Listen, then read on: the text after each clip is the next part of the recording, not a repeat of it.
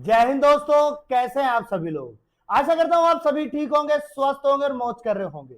मैं अंकित एक बार फिर से आपके अपने YouTube चैनल वासुदेवा एजुकेशन में आपका स्वागत करता हूं।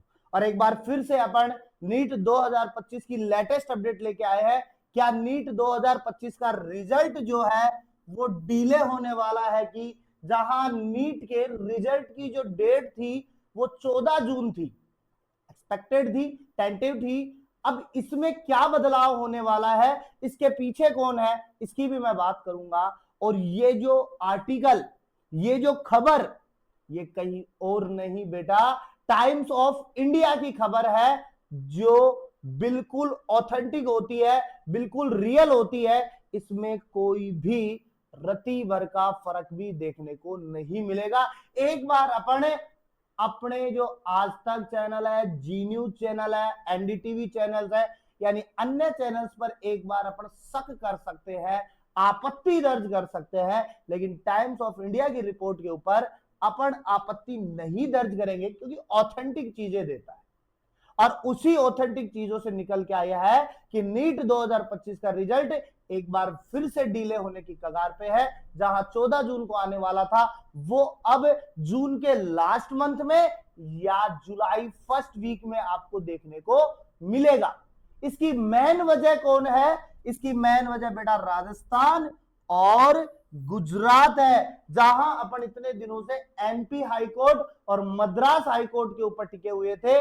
वहां के बच्चों की कंडीशंस पर सवाल कर रहे थे, उनके ऊपर बातें कर रहे थे। और अभी हाल फिलहाल आज की जो खबर है, उसमें सबसे बड़ा बदलाव यह है कि राजस्थान के अंदर तो सीकर और गुजरात के अंदर जामनगर, यहां के बच्चे भी प्रभावित हुए हैं। लेकिन ये प्राकृतिक आपदाओं से प्रभावित नहीं हुए हैं, ये एनटीए की गलतियों से प्रभावित हुए हैं। अब वो क्या गलतियां थी, उसकी भी मैं बात करूंगा इस वीडियो के अंदर, विथ पॉइंटों से बात करेंगे अपन। और मेरा अगला पॉइंट रहेगा, पेपर के अकॉर्डिंग आंसर की ही बदल गई। तो आपको एक बात समझ में आ गई होगी कि आंसर की जो होती है पेपर के अनुसार बनती है। अब पेपर ही नहीं है, पेपर के क्वेश्चन ही चेंज हो गए, तो आंसर की भी क्या हो गई, बदल गई। वो कैसे बदली उसकी भी मैं बात करता हूं। आइए शुरू करते हैं आज की वीडियो, जहां पर मैं सबसे पहले आपको टाइम्स ऑफ इंडिया का एक नोटिस दिखा देता हूं, जहां पर बताया गया है, student rise serious concern over error in NEET UG paper. यानी नीट यूजी पेपर के अंतर्गत बहुत ज्यादा एरर की वजह से बच्चों को बहुत अधिक परेशानियों का सामना करना पड़ा है। और ये चीज कौन बता रहा है? मानस गोया जी बता रहे हैं, जो ऑथेंटिक न्यूज दे रहे हैं। और लगभग अगर अपन एजुकेशन मिनिस्ट्री की बात करें, एजुकेशन की जितनी भी खबरें होती है वो इन्हीं के समक्ष निकल करके आती है। यहां पर अपने पास में वही चीज है जो अपन ने पॉइंट से बता दिया है। सीकर एंड गुजरात की बात करेंगे अपन। और इन्होंने सबसे मेन बात जो है वो एनटीए के साथ में एक कमेटी बना करके क्वेश्चन टू क्वेश्चन पुटअप किया था, और उन्हीं क्वेश्चंस को एनटीए ने जवाब भी दिया। लेकिन एनटीए सीकर और जामनगर यानी राजस्थान और गुजरात पर चुप्पी साधे हुए है। बाकी वो एमपी हाईकोर्ट और मद्रास कोर्ट पर बराबर बोल रहा है कि उसके अंदर उसकी कोई गलती नहीं है। लेकिन एनटीए सीकर और जामनगर पर चुप्पी क्यों साधा हुआ है, उसकी भी बात करेंगे। तो देखिएगा, मेरा पहला पॉइंट जो है कि नीट एग्जाम जो कंडक्ट हुआ था वो 4 मई को हुआ था। उसके बाद में आंसर की भी आ गई अपने पास में। उसके बाद में मैंने कल की वीडियो में आपको कहा कि 9 जून को इंदौर के अंदर 75 बच्चों का एग्जाम कराने की बात थी। ठीक है, अब जो नीट एग्जाम के अंतर्गत जो सबसे बड़ा जो इश्यू आ रहा है वो क्वेश्चन एरर का आ रहा है बेटा। किसका आ रहा है? क्वेश्चन एरर का आ रहा है। लेकिन बात एनटीए की मैं करूं तो एनटीए ये कह रहा है कि हमने तो एक टाइट सिक्योरिटी के साथ में काम किया था, साथ में काम किया था। तो बात ये आती है, जब इतनी टाइट सिक्योरिटी आप रखते हो तो फिर इतनी गलतियां कैसे हो जाती है? यानी कि 2024 में भी गलती देखने को मिली, 2025 में भी गलती देखने को मिली। तो ऐसी टाइट सिक्योरिटी क्यों करते हो आप लोग जो गलतियों का सामना करना पड़े? ये तो वही बात हुई कि मुंह धोने गए, पानी नहीं आ रहा। हम पेपर देने तो जा रहे हैं लेकिन क्वेश्चन ही सीरियलिटी में नहीं है हमारे। दूसरी सबसे बड़ी बात इन्होंने ये भी कही कि हमने जो पेपर बनाया है वो हमने वेल एजुकेटेड पेपर एक्सपर्ट से बनवाए हैं। तो जब इतने बढ़िया एक्सपर्ट आपके पास में थे तो फिर गलतियां क्यों की आपने? ये नीट एग्जाम के 4 मई की बात है। लेकिन एनटीए चुप बैठा है बेटा किस पे? सीकर पे और जामनगर पे।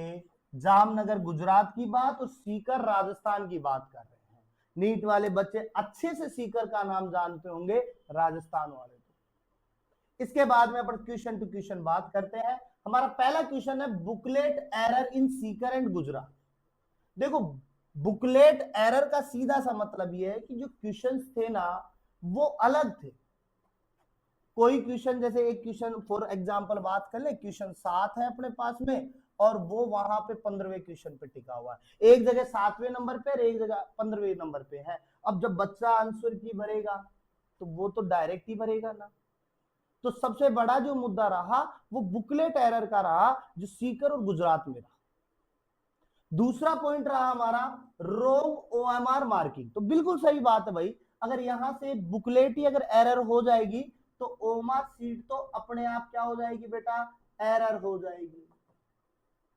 उसको थोड़ी पता है कि बच्चों का क्वेश्चन 7वां 15वां है तो ऐसे करो 15वां ऊपर लिख दो 7वां नीचे लिख दो। बच्चा पहले डिप्रेशन में रहता है, बच्चा पहले हेजिटेशन में रहता है, बच्चा पहले ही माथा फोड़ी में रहता है ओमार भरने के लिए, क्योंकि उतना ही पेपर उसको सोल्व करने के लिए टाइम लगाता है और उतना ही उसको भरने के लिए टाइम लगाता है। तो वो बेचारा वैसे हेजिटेशन में रहता है, ऊपर से फिर आप इतनी बड़ी गलतियां कर देते हो। Same on aunty, same on.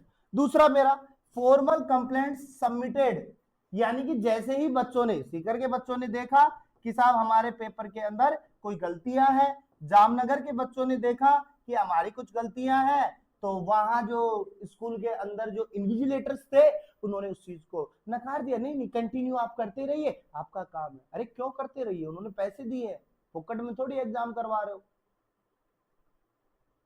तो सीकर और जामनगर का सबसे बड़ा इश्यू बुकलेट एरर का रहा। और जब बुकलेट एरर है तो बेटा अब उसमें प्राकृतिक आपदा नहीं है, ये तो एनटीए की आपदा है। और इसीलिए बेचारा एनटीए जो है ना चुप बैठा है। मैं बेचारा शब्द क्यों कह रहा हूं? क्योंकि बेटा 2 साल से वो कंटिन्यू इस चीज में फंसा पड़ा है। जो एक टॉप एजेंसीज में नाम आता था ना, वो एक फंसा पड़ा है, एक अटका पड़ा है, निकल नहीं पा रहा उस जगह से। दूसरी अगर बेटा मैं बात करूं,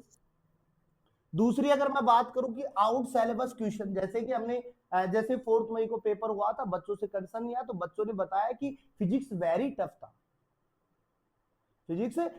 टफ था, और ये जो पीएचवाई फिजिक्स जो है ना, इसका जो क्वेश्चन थे, इसका जो सिलेबस था बेटा, वो तो जेई से मैच कर रहा था, नीट से तो कहीं मैच नहीं कर रहा था।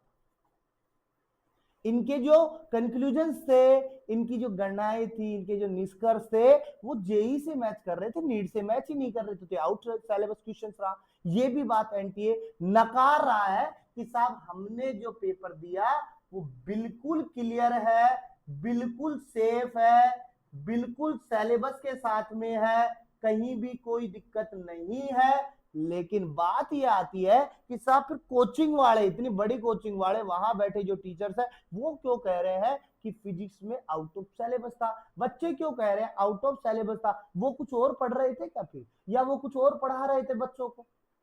एंटी जवाब नहीं दे पा रहा है। और सीधी बात मतलब पे कि देखो, नीट रिजल्ट अपडेट पे बात करें बेटा, तो नीट का जो रिजल्ट था अभी तक बेटा 14 जून को टेंटेटिव था, एक्सपेक्टेड थी कि आ जाएगा। लेकिन अब इन कोर्ट केसेस के चक्कर में नीट रिजल्ट क्लियरली डिले दिखाई दे रहा है, जैसा कि आज के टाइम्स ऑफ इंडिया के आर्टिकल में छपा है। और ये जो रिजल्ट है ये लगभग आपको लास्ट जून वीक के अंदर या 1 जुलाई वीक के अंदर देखने को मिलेगा। क्योंकि सबसे बड़ी बात यह है कि अभी एनटीए को फैसला करना है, क्योंकि अभी तो एमपी हाई कोर्ट के वो 75 बच्चे थे, उनके ऊपर कहानी टिकी हुई थी। अब टिकी हुई है सीकर और गुजरात के अंदर जो बच्चों ने केसेज किए हैं उसकी बात ही। जो बात अभी तक छुपी हुई थी वो अब उजागर होकर के आ रही है। तो अब सबसे बड़ी बात ये देखनी है कि एनटीए का जो फेवर है वो किसकी तरफ झुकता है, खुद की तरफ झुकता है या बच्चों की तरफ झुकता है, या एनटीए वापस से अपना सेफ प्ले खेलेगा, अपने आप को सुरक्षित दिखाएगा, या अपनी कमियां नहीं मानेगा। इसकी भी हम बात करेंगे। आगे अगर कोई भी अपडेट आती है तो मैं उसके ऊपर आपके पास में संपर्क करूंगा, सीधा साधूंगा। मिलते हैं एक नेक्स्ट वीडियो के साथ में, तब तक बने रहिए आप हमारे साथ में। चैनल को सब्सक्राइब कर दीजिए, बेल आइकन को दबा दीजिए, जिससे वीडियो का नोटिफिकेशन आपके पास जल्द से जल्द आ जाए।